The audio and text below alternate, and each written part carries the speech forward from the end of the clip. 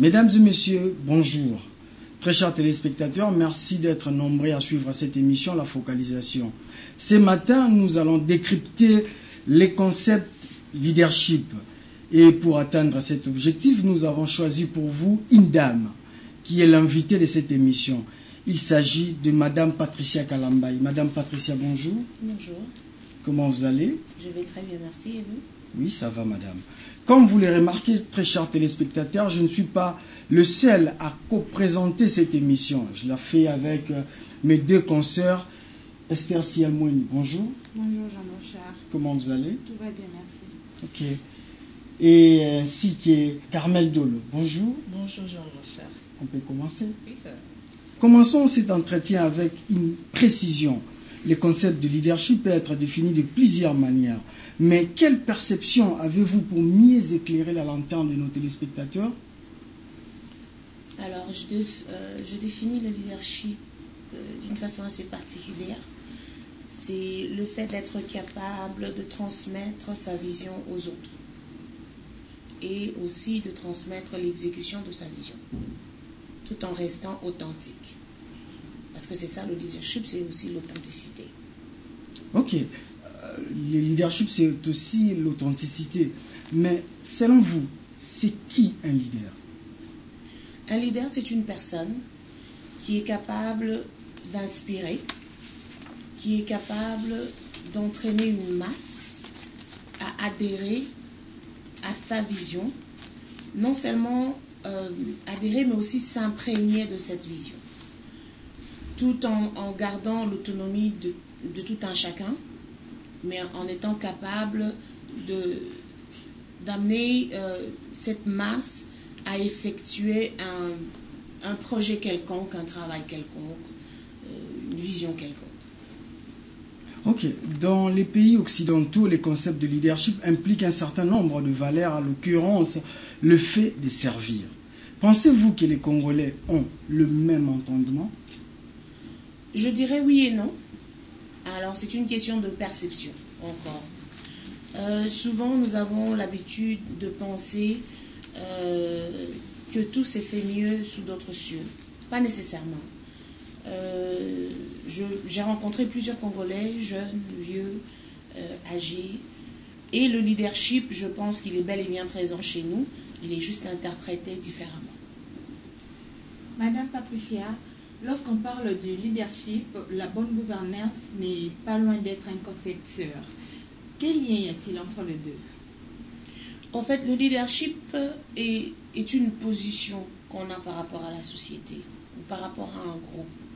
Et quand on a une position de supériorité ou d'autorité, automatiquement, il y a question de gouvernance, comme dans la famille. Bon, je vais rester un peu traditionnelle pour dire que souvent, c'est le père de famille.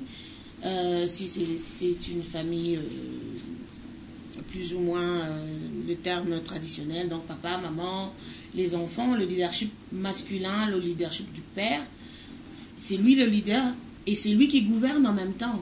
Et dans la société, quand vous avez dans une entreprise, le leader, c'est souvent la personne qui est en train de diriger, mais en même temps, c'est cette personne-là aussi qui gère.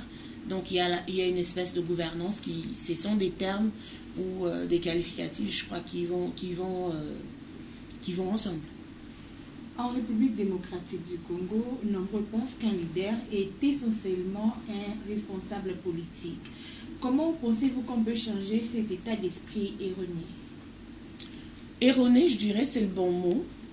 Je crois que c'est par rapport à ce vent que nous avons eu pendant les 30-40 dernières années, où on ne percevait que le leadership de façon politique.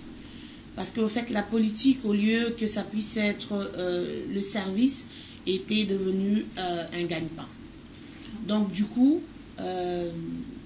c'est erroné.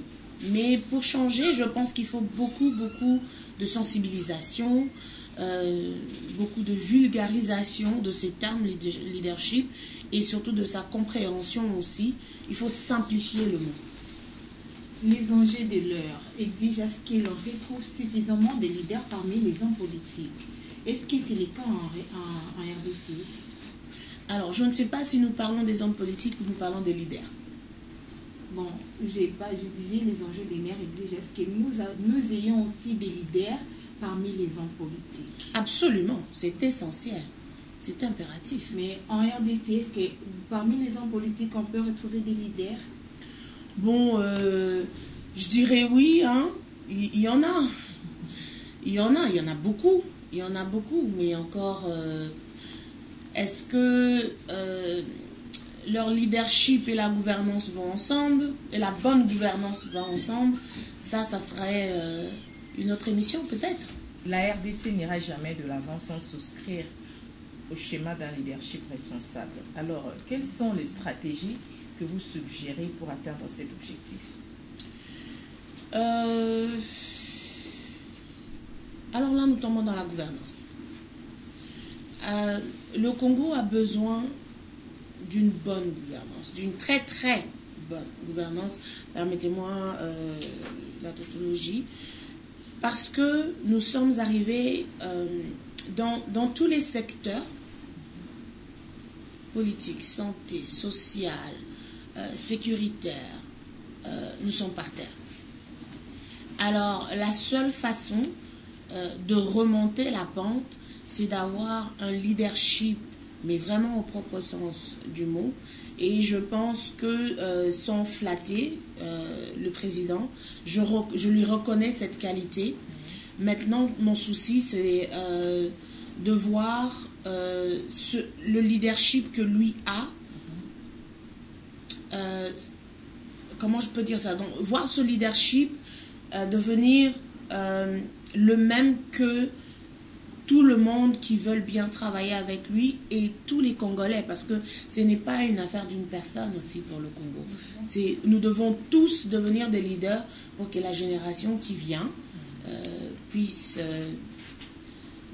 peut-être, je sais pas moi, changer dans les 10-15 prochaines années.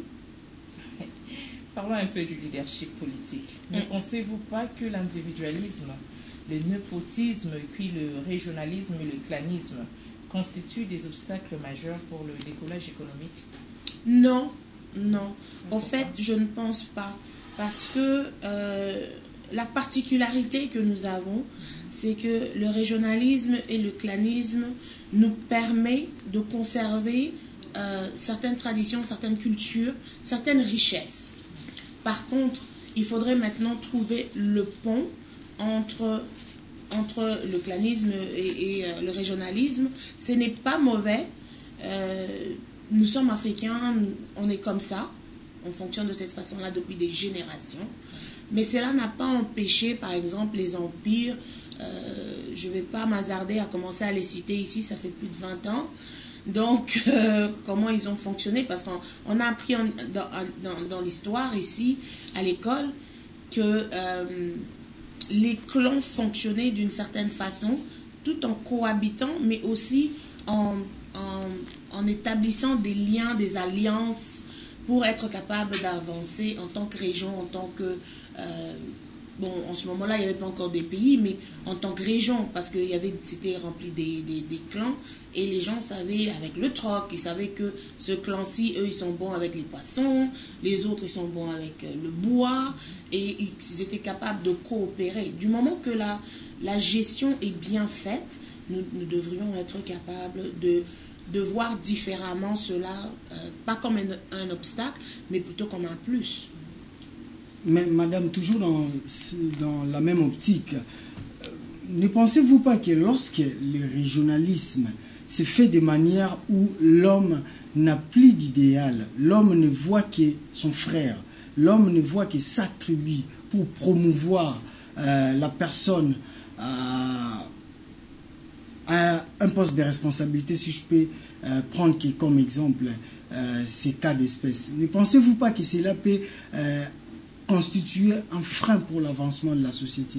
Oui, si cela n'est pas fait de la bonne façon. Ne dit-on pas que la charité bien ordonnée commence par soi-même? Donc, si dans cette charité bien ordonnée, évidemment, il y a la méritocratie, hein, on s'entend, que si j'ai un frère qui est licencié en économie et que j'ai besoin d'un économiste, ce n'est que propice que j'aille chercher mon frère, qui est qualifié, qui est compétent. Maintenant, si mon frère est médecin et que je décide de lui donner une place comme économiste, là on s'entend qu'il y a un problème. Donc c'est seulement, il faut voir comment l'utiliser pour que ça puisse être un plus et non quelque chose qui devrait nous barrer la route pour l'avancement du Congo. Mais que faire dans la mesure où elle est mal utilisée?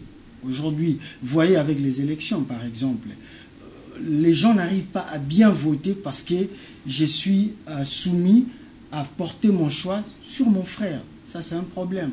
Pendant que mon frère n'a pas ces qualités-là. C'est là où nous attelons un tout petit peu.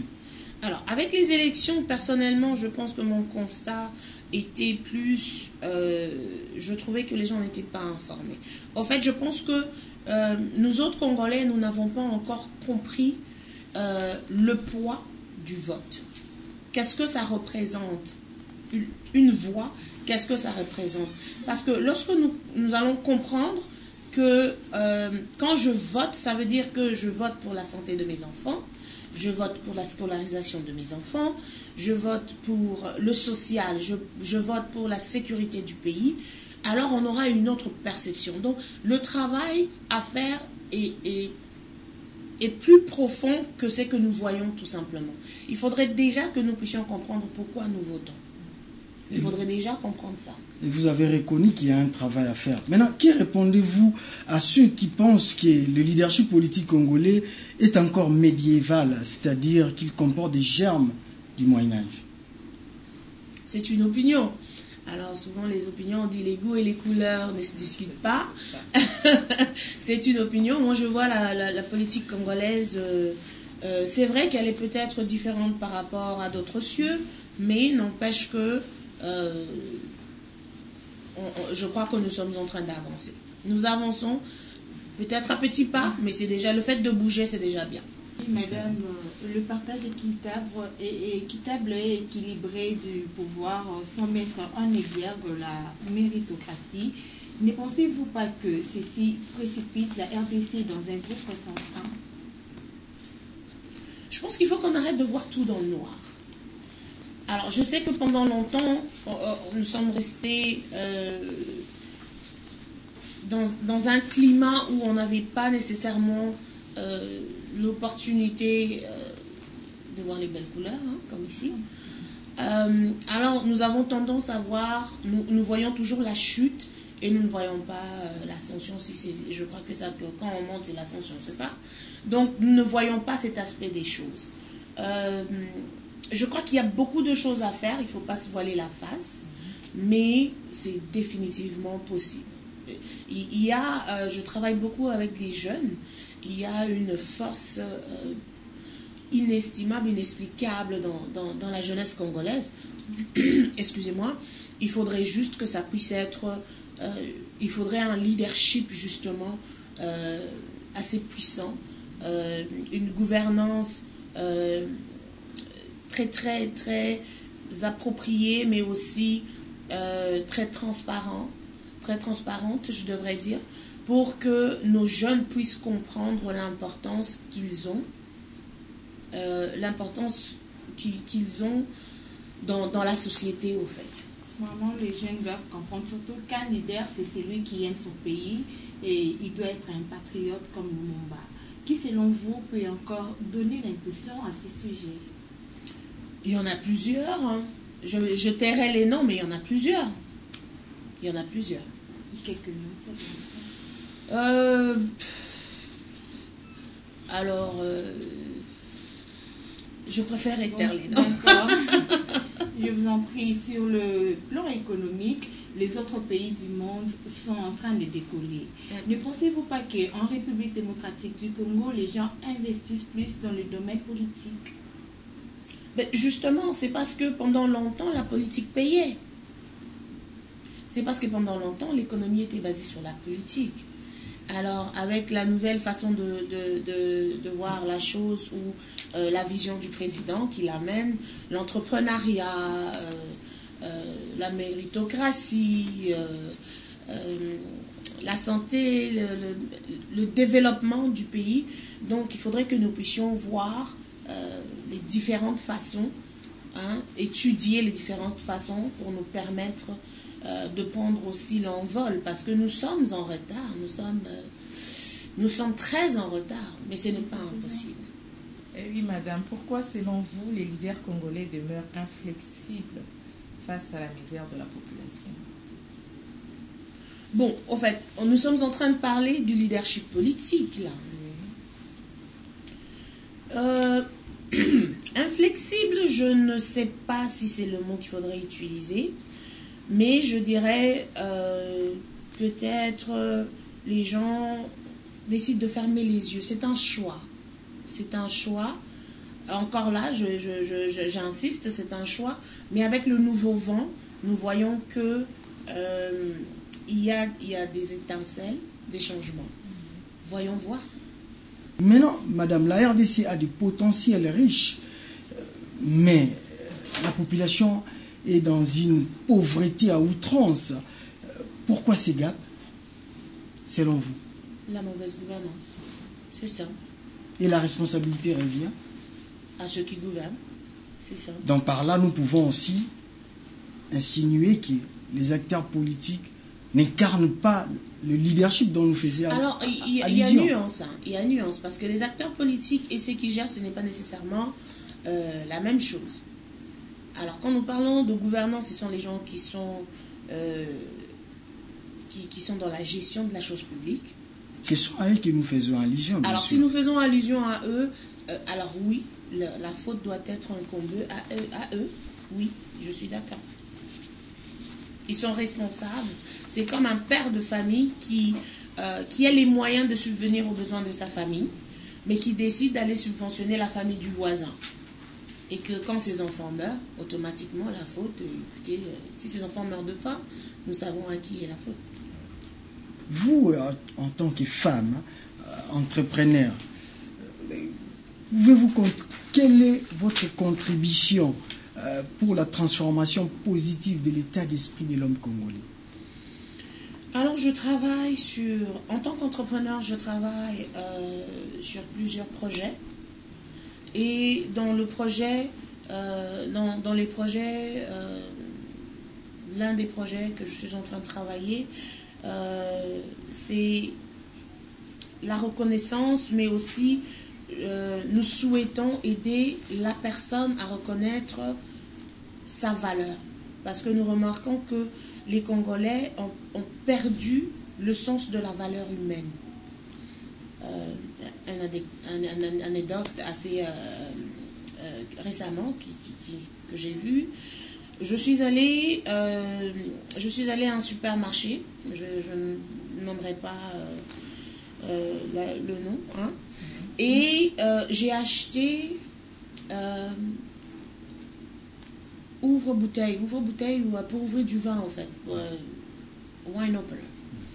Et je suis arrivée à la maison, le wine opener n'a pas marché, n'a pas fonctionné, j'ai ramené la facture au magasin, hein, de nos frères qui viennent investir ici. Alors là, je lui dis, écoutez, monsieur, ça n'a pas fonctionné, la chose que j'ai achetée n'a pas fonctionné, voici la facture, voici l'item.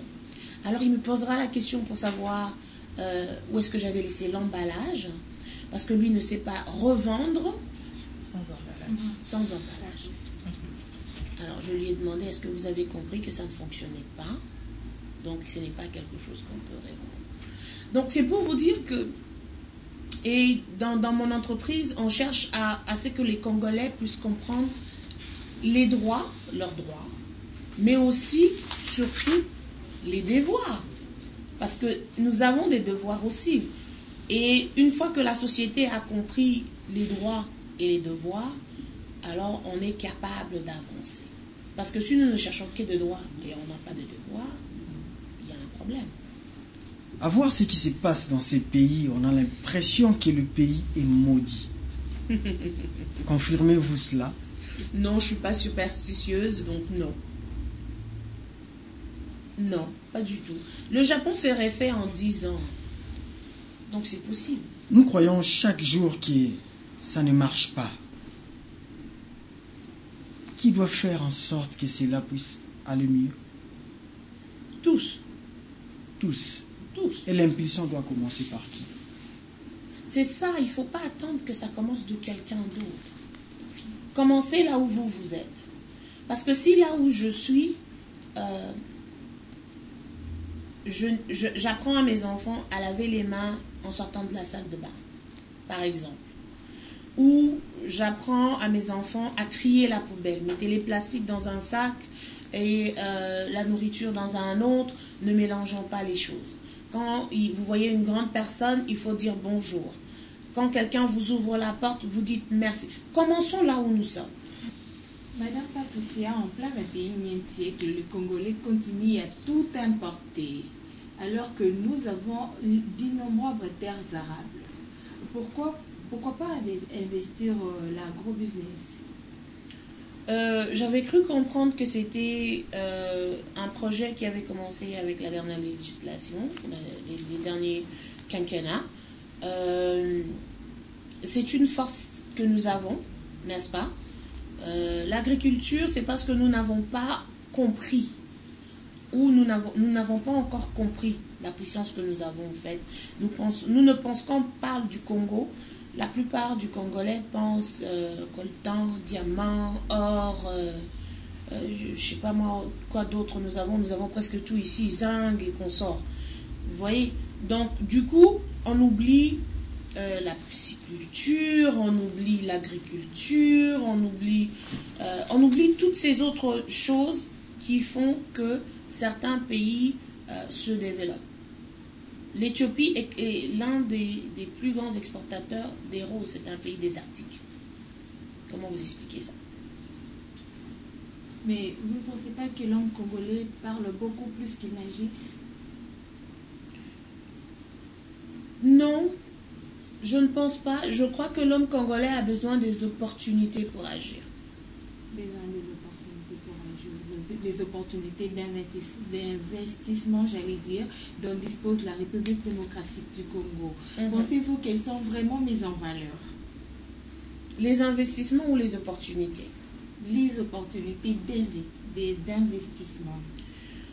Non, je ne pense pas qu'elles sont d'ailleurs... je ne pense pas qu'elles sont très existantes pour commencer.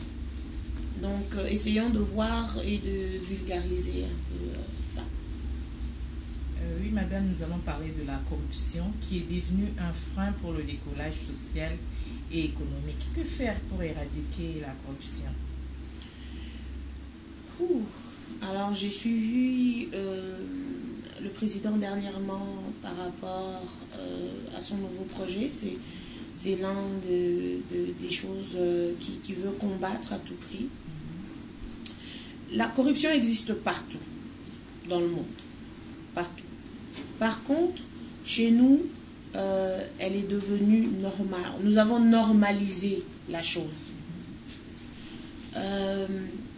Et la seule façon, moi je dirais pour moi, l'arme la plus redoutable contre la corruption, c'est la dénonciation. Il faut que les gens apprennent à dénoncer. Et madame, par là, j'aimerais vous rappeler, pendant la présidentielle passée, il y avait tout un conseiller chargé de la corruption, en matière de corruption, le professeur Luzo Lubambi. Il a dénoncé, pour ne pas dire Esther, les coupables en justice, mais du moins il a dénoncé au vu aussi de tous qui voilà, dans tel secteur, il y a ça. Mais la dénonciation ne suffit pas parce qu'aujourd'hui, tout ce qu'il a fait est resté lettre morte. Alors, lui, son travail, si j'avais bien compris sa position, c'était de trouver les problèmes et qui les causait. Maintenant, nous avons un appareil judiciaire qui est censé saisir cette information et appliquer la loi. Ce n'est pas qu'il n'y a pas de lois chez nous, il y en a. C'est l'application qui est compliquée. Donc, du coup, si ce que lui dénonçait concernait les personnes qui appliquent la loi, vous comprenez que ça devient compliqué. Mais est-ce que le pouvoir actuel est capable de mettre fin à l'impunité? Dans les 5 ans qui viennent, non? C'est impossible. Ça serait irréel de penser que c'est possible en 5 ans. Parce que c'est ancré. C'est devenu... La corruption est devenue une seconde nature. Et on peut déjà commencer. C'est vrai qu'en en affaiblissant l'impunité, hein, on s'entend que ça va envoyer un message fort. Moi, je dis que ces quinquennats, c'est vraiment pour établir les lignes. C'est comme les routes qu'on est en train de refaire, à part les sauts-moutons. Hein. Bon, c'est comme les routes qu'on est en train de refaire. Donc, pour être capable maintenant d'évacuer les messages. Donc, ils sont en train d'établir les bases. Okay. Et nombreux pensent que le Congo ne va pas décoller car il n'y a pas de leader responsable. Vous êtes d'accord sur ça? Absolument pas. Mais pourquoi est-il difficile alors de changer de mentalité dans ce pays? Parce que quand vous avez fait la même chose pendant 40 ans, hein, on s'entend que essayer de changer ça en 5 ans, ce n'est pas réaliste. Mais c'est possible. Parce que là, on a des enfants, on a des jeunes. Si nous commençons cette fameuse sensibilisation, cette éducation, cette réinitialisation de mentalité, si vous voulez, une espèce de reboot, si vous commencez avec des enfants de première année, cette génération-là grandit différemment. Okay. Ceux qui sont déjà en 6e année, ils comprendront peut-être. Vous allez peut-être avoir 30% ou 20% de réussite, mais vous êtes sûr d'avoir au moins 80% avec les plus bas. Vous avez parlé de l'éducation, Madame Patricia. Notre système éducatif a aussi été politisé. Que faire pour revaloriser l'école des métiers ou la formation professionnelle pour créer de nouveaux emplois? Bon, ça c'est tout un plan d'action. C'est vrai qu'il faudrait déjà... c'est pas les formations qui manquent. Nous avons eu l'occasion d'aller à l'INPP, je pense, hein, l'INPP. Et quelques centres de formation. Dernièrement, j'étais à l'OPEC. Ce n'est pas les formations qui manquent, mais c'est les formations dans quoi qui mènent où. C'est ça le problème.